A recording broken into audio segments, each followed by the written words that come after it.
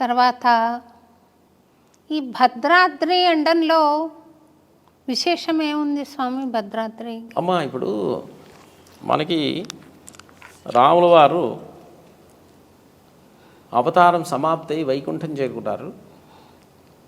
భద్ర మహర్షి తపస్సు చేస్తే వైకుంఠం నుంచి భద్రాద్రి రామనారాయణ స్వామిగా దర్శనమిచ్చి వచ్చారు కాబట్టి ఆ భద్రపీఠం మీద నివసించారు కాబట్టి దాన్ని భద్ర మహర్షి మీద ఉండేటువంటి భద్రాద్రి అనేటువంటి పేరుతో పిలుస్తున్నారు. అంతేకాకుండా ఇక్కడ రాముల వారికి 4 చేతులు, 2 చేతుల్లో శంఖచక్రాలు, 2 చేతుల్లో ధనుర్బాణాలు ఉంటాయి కాబట్టి అది ప్రత్యేకత భద్రాద్రి రాముల వారికి.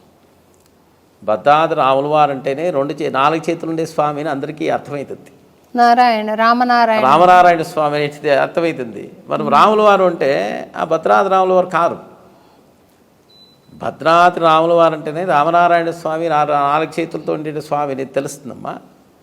ఇప్పుడు ఈ ఆలయము ఈ మూర్తులతో ఉండేటువంటి ఆలయాన్ని ఎక్కడ కట్టినా కూడా అది భద్రాద్రి రామాలయమే అవుతుంది. అంటే భద్రాచలం రామాలయం కాదు అది. సో వాళ్ళు ఎవరో ఎక్కడో కట్టుకున్నారు అనుకోండి, వాళ్ళు ఎవరు కట్టుకున్నా భద్రాద్రి రామాలయం అని వాళ్ళు ఊరు పెట్టుకుంటారు. ఎందుకంటే ఆలయమే భద్రాద్రి రామాలయం. అదమ్మా. భద్రుడనే భక్తుడి కోరిక పైన ఆయన పర్వతంగా స్థిరపడ్డాడని, ఆ పర్వతం పైన రాముడు వెలిసాడని ఒక ఐతిహ్యం ఉంది కదా స్వామి. అవునమ్మా. దాన్ని బట్టి చూస్తే చరాచరములందు నేనున్నాను అని స్వామి చెప్పిన మాట వాస్తవం అనిపిస్తుంది. అప్పుడు ఒక పర్వతం కూడా సజీవంగా ఉన్నట్టే లెక్క, అందులో కూడా చైతన్యం ఉంది చరాచరంలో అని కదా స్వామి. అవునమ్మా. అంటే ఇవన్నీ కూడా అమ్మా పర్వతాలు ఒక కాలంలో సంచరించేవి.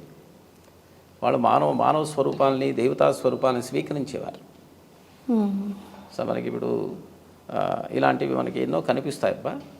అలాంటి ఒక మేరు ఒక దంపతుల పుత్రుడే ఆ భద్ర మహర్షి. ఆ పర్వత స్వరూపము, దేవతా స్వరూపం స్వీకరించేటటువంటి ఒక స్వామి. సో రాముల వారి దర్శనం కావాలి అని తపస్సు చేశారు ఆయన. అంతేకాకుండా రామాయణంలో సీతమ్మ, రామచంద్ర స్వామి, లక్ష్మణస్వామి వాళ్ళు అరణ్యవాసంలో దండకారణ్యంలో గోదావరి నదీ తీరంలో సో వాళ్ళు ఉన్నప్పుడు వాళ్ళకు ఒక ఆశ్రమం ఉండేది. ఆశ్రమం ఎదురుగా ఒక చిన్న పర్వతం లాంటివి ఉండేది. దాని మీద రాముల వారు ప్రతిరోజు కూర్చొని ధ్యానం చేసేవారు. సో అప్పుడు ఏమైందంటే స్వామివారికి చాలా హాయిగా అనిపించింది, వైకుంఠంలో అనిపించింది.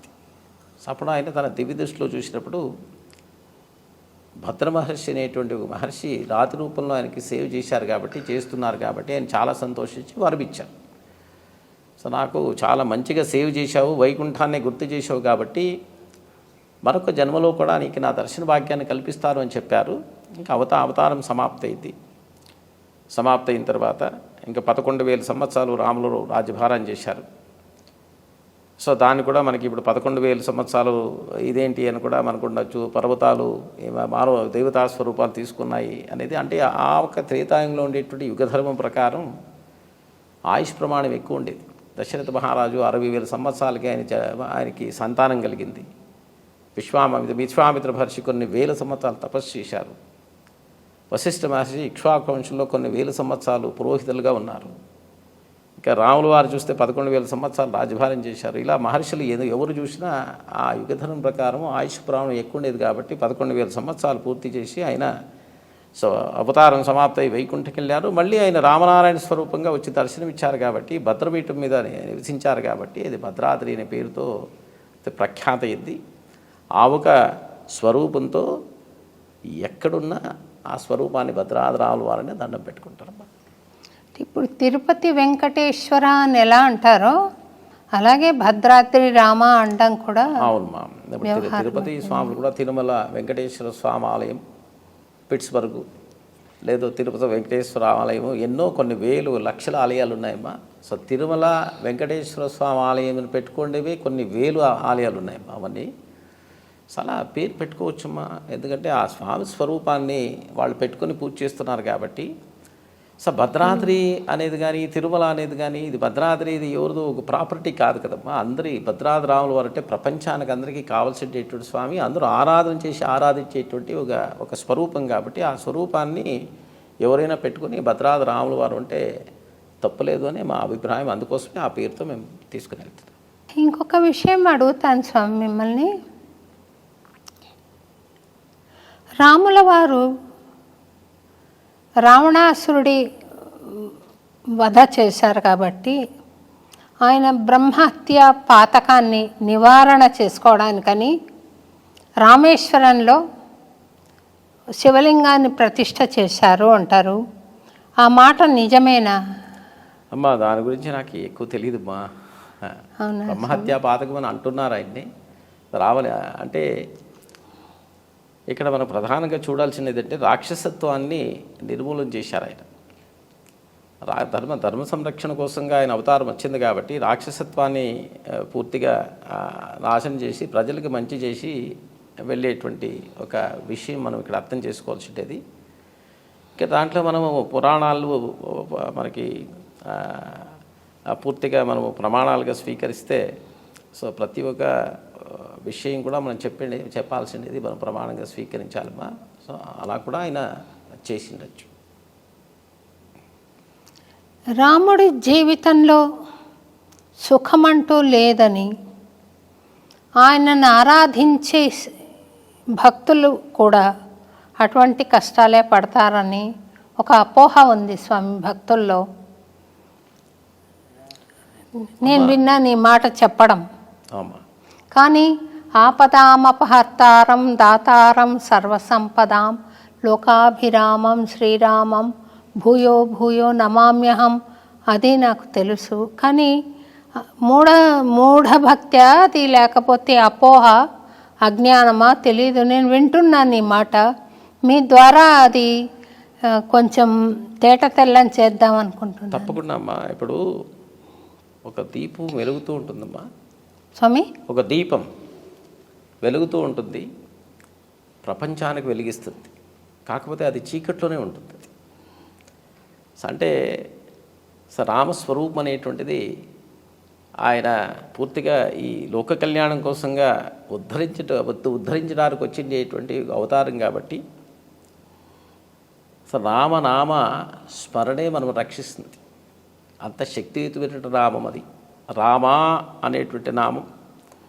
అదే కాకుండా రామనామాన్ని వింటే ఆంజనేయ స్వామి ప్రత్యక్షమే మనం సంరక్షణ చేస్తారు అంటారు.